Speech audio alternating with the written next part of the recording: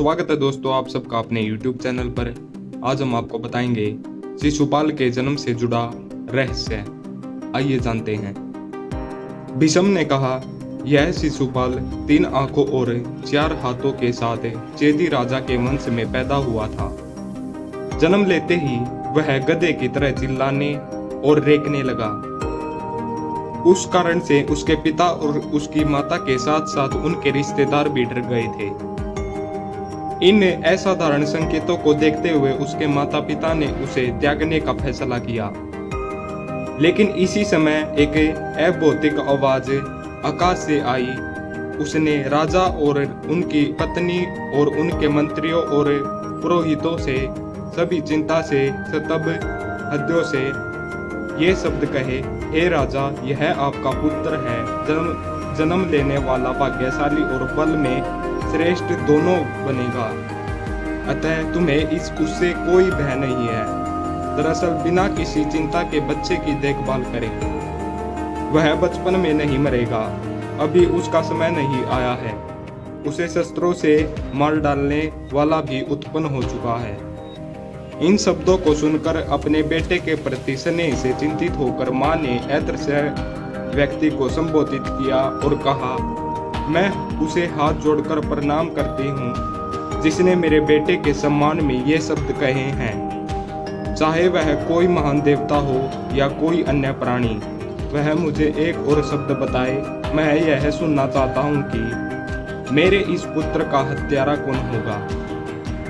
तब अदृश्य प्राणी ने कहा, जिसकी गोद में यह बच्चा रखा जाएगा उसके अतिरिक्त भुजाएं 5 सिर वाले सांपों के जोड़े की तरह जमीन पर गिर जाएगी और जिसे देखते ही उसके माथे पर मौजूद तीसरी आंख गायब हो जाएगी। वो उसका हत्यारा होगा। उस बालक की 3 आंखों और 4 भुजाओं के बारे में और अदृश्य व्यक्ति के शब्दों को सुनकर पृथ्वी के सभी राजा उसे देखने के लिए चेदी के पास गए। चेदी के राजा ने यदोगय आए हुए सभी राजाओं की पूजा करते हुए एक के गोद में अपना बच्चा दिया। हालांकि बच्चे को एक के बाद 1000 राजाओं की गोद में बिठाया गया, फिर भी उस गैर भौतिक आवाज ने जो कहा था वह पूरा नहीं हुआ। वर्तमान द्वारिका गुजरात भारत में यह सब सुनकर शक्तिशाली यादव नायक संरक्षण बलराम और श्री कृष्ण भी अपने पिता की बहन उस बेटी को देखने के लिए चेदिया की राजधानी गए।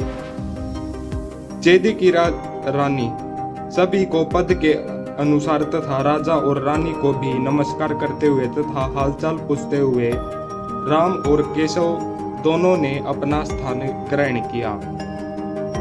उन वीरों की पूजा करने के बाद रानी ने बड़ी खुशी से स्वयं बच्चे को श्री कृष्ण की गोद में रख दिया। जैसे ही बालक को उनकी गोद में रखा गया, उनकी वे अतिरिक्त भुजाएं नीचे गिर गई और उनके माथे पर लगी आंख भी गायब हो गई। यह देखकर रानी घबराकर श्री कृष्ण से वरदान मांगने लगी। उसने कहा, हे श्री कृष्ण, मैं भय से पीड़ित हूँ, मुझे वरदान दो। आप सभी दुखियों को आश्वासन देने वाले हैं, सबके भय को दूर करने वाले हैं। उनके इस प्रकार संबोधित करने पर श्री कृष्ण उस यादव ने कहा, डरो मत हे आदरणीय, आप धर्म से परिचित हैं, तुम्हें मुझसे डरने की जरूरत नहीं है। मैं तुम्हें क्या वरदान दूं, मैं क्या करूं? चाहे सक्षम हो या नहीं, मैं आपका आज्ञा का पालन करूंगा। इस प्रकार श्री कृष्ण द्वारा कहे जाने पर रानी ने कहा, हे महान बल वाले, आपको मेरे लिए शिशुपाल के अपराधों को क्षमा करना होगा।